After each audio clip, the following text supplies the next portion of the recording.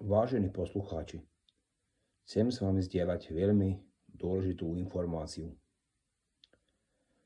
A tá je taká, že včera Boh, Otec nebeský, mi ukázal jednu správu. Som to videl akorát v telke, že aký problém je na Slovensku medzi mladými ľuďmi. Že od covidu, že koľko je depresívnych mladých ľudí, zvýšila aj závislosť ľudí na alkohol, na drogy, na gamblerstvo, na psychiatrické liečenie a akože sú jednoducho v depresii tí ľudia. Tak mladí i aj staršia generácia. Akože veľmi ich otraslo ten celý vírus, čo bol vo svete, a aj to klamstvo, aj ktorí stratili aj svojich blížnych, a čo aj podávali ten jed ľuďom, tak sú z toho sklamaní. Je to normálny stav akože človeka, že je v depresii, ktorý nepozná pravdu, ktorá nepozná svojho osloboditeľa, svojho Boha. A s tou cestou vám chcem odkazovať, že ľudia nepoznajú cieľ života, nemajú ciele a sú v depresii. Prečo? Preto, lebo vážne nevedia, čo je cieľ života a zmysel života.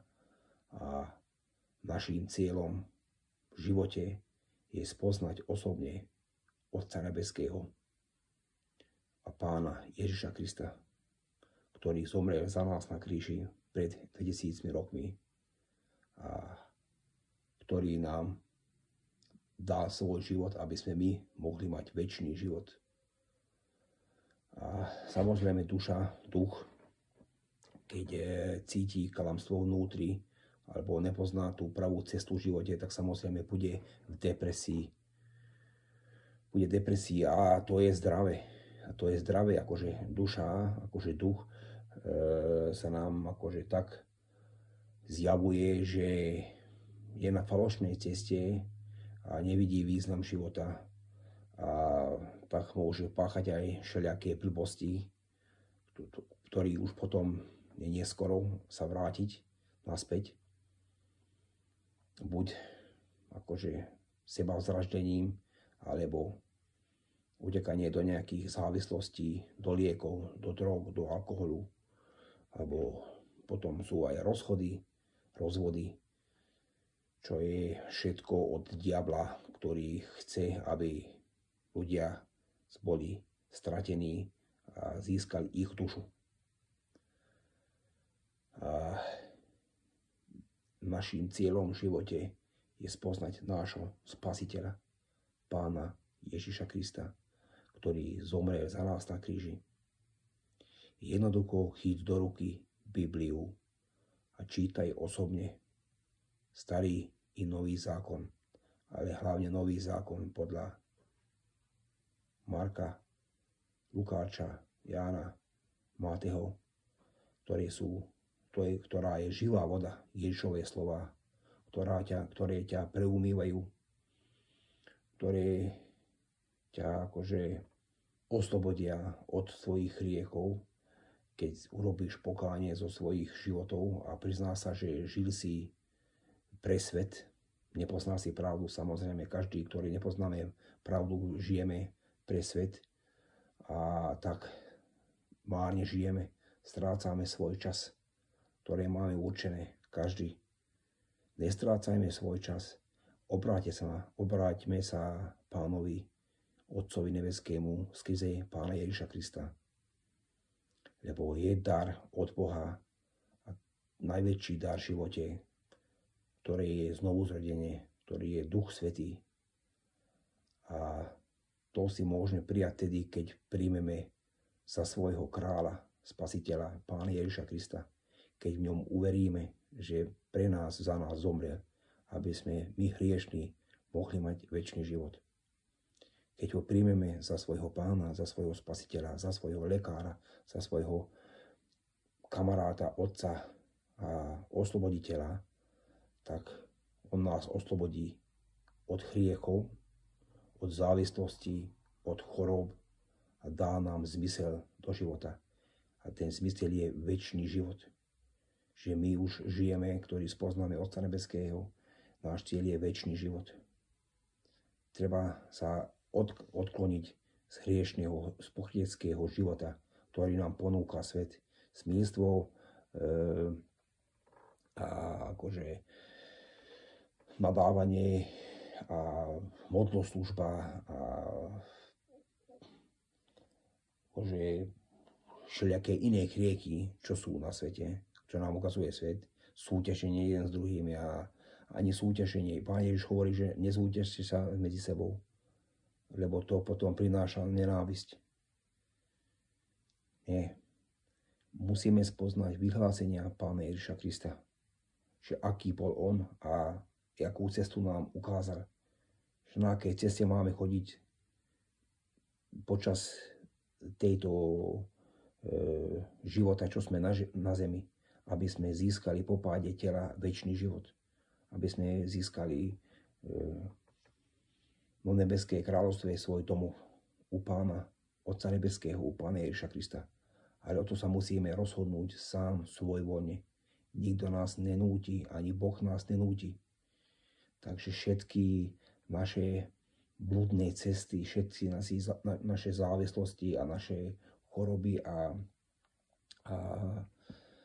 zlé pocity, čo máme, to je preto, aby nás Boh upozornil, že človek, ideš na zlej ceste, obráť sa ku mne. Ale samozrejme musíme spoznať pravdu. Pravda je sám Ježiš Kristus. On je cesta, pravda a večný život. A jeho slova, jeho vyhlásenia, čistú vodu nájdeš v Evangeliu, v Biblii.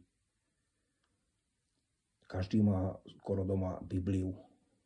Alebo môžeš kúpiť, není drahé. A čítaj. Spoznaj Boha osobne. Nie cez nejakého pastora, cez nejakého farárka, ani cez mňa. Ja len dávam svedectvo o tom, že Pán Ježiš Kristus je skriesený a živý. Tak jak Pán Boh je živý a prihovára každému cez svedomie, cez srdce. Musíme spoznať jeho vôľu, že čo od nás chce.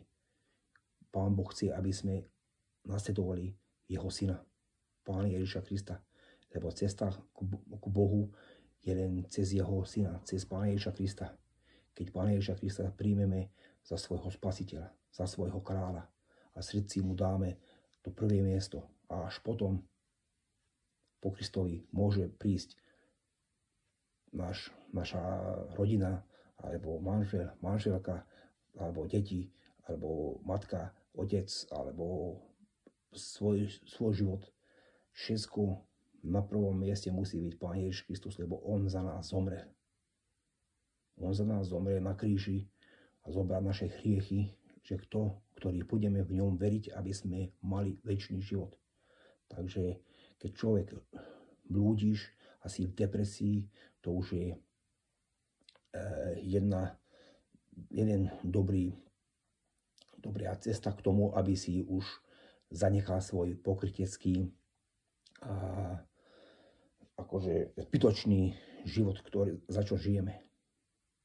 Žijeme za to, aby sme sa ukazovali, aby sme sa akože smilnili a kupovali nové veci, alebo aby sme boli bohatí a také. Ale Pán Ježiš Kristus o tom nehovorí, že to je náš cieľ v živote.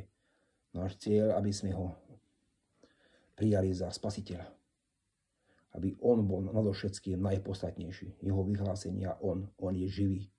A on hovorí, že kto ho príjme za svojho spasiteľa, za svojho kráľa, tak tému idú bývať do srdca on a Otec nebeský. Takže jediná cesta k uzdraveniu a k večnému životu je to, že keď príjmeš Pána Ježiša Krista za svojho pána.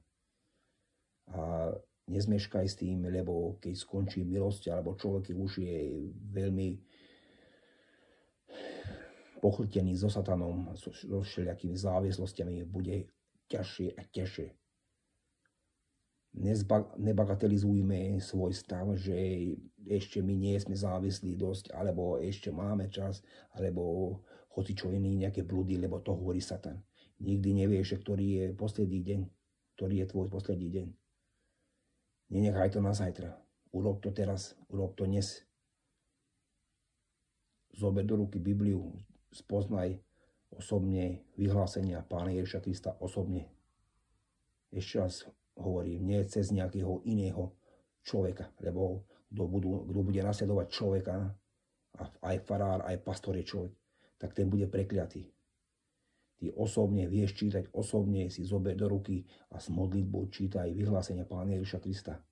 Urob pokánie, kajaj sa zo svojich hriechov a pýtaj od Pána Boha, aby ti dal nové srdce, aby ti dal nový život. Aby sa ti ukázal v tvojom živote. On sa ti ukáže.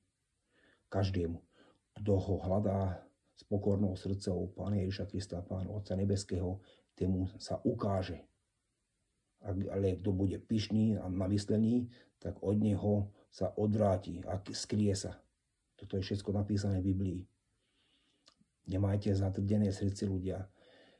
Žite s milosťou, kým je čas, kým sme živí, kým to môžeme svojvoľne urobiť.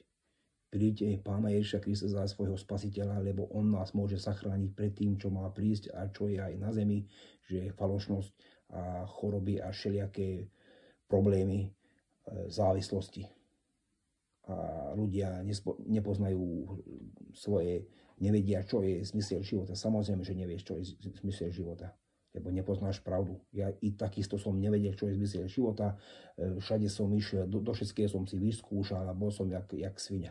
Jak Biblia píše, zo všetkého sa naješ a si jak sviňa. My sa musíme len stráviť. My sa musíme jesť len z pravdy. A nie z všelijakých iných správ zo sveta a všelijakých problémov a všelijakých vecí vyskúšať, všetko vyskúšať. Raz žijem a všetko vyskúšam, to nie je dobré. Potom si bereš na seba všelijaké démony a prekliatia. My si musíme spoznať len pravdu Pána Ježiša Krista, pravdu Otca Nebeského, že odkiaľ sme prišli a kam sa máme vrátiť skrze Pána Ježiša Krista. Preto nám poslal Boh svojho syna, aby sme našli cestu naspäť k nemu. Nikto nevie, že kedy mu skončí život toto na zemi. Nikdy nevieš. Nebagatelizujte, ešte raz hovorím, nebagatelizujte svoj stav, keď si myslíš, že ty si dobrý, alebo ty nie si taký zlý ako ostatní v parlamente, alebo hoci kde. A ešte máš čas, si mladý, toto. Nikdy nevieš. Nikdy nevieš, ktorý ti je posledný deň. A toto je nás cieľ života, aby sme sa našli naspäť cestu k Otcovi Nebeskému. Aby sme si priznali svoje hriechy, že sme hriešní. Každý máme svoje hriechy. A Pán Boh, Otec Nebeský, Ježiš Kristus nám to odpustí. Keď si klakneme na kolená doma, v izbičke, v svojej komórke, v srdci. Netreba ísť do kostola, netreba ísť nikam. Boh nás vidí všade. Aj vidí, aj nás počuje.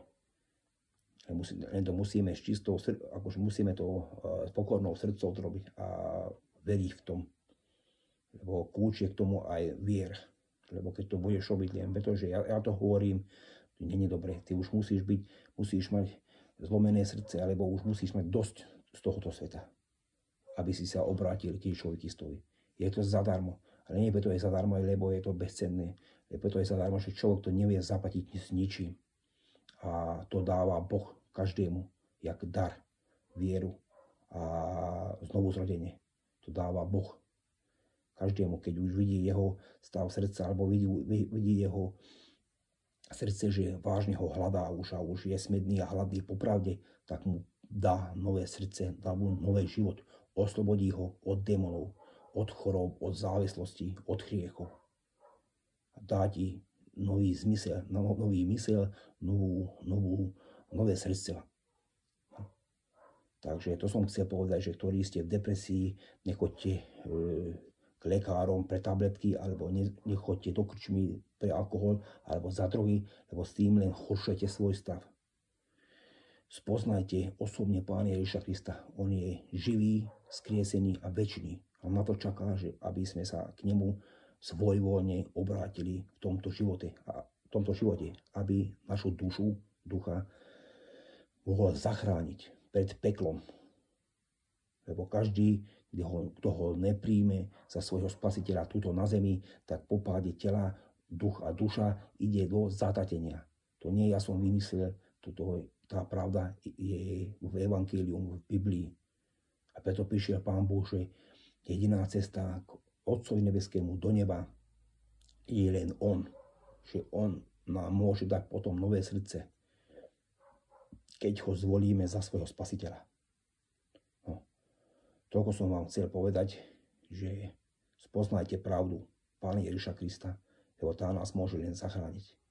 Večná chvála a sláva Otcovi nebeskému Ježišovi Kristovi.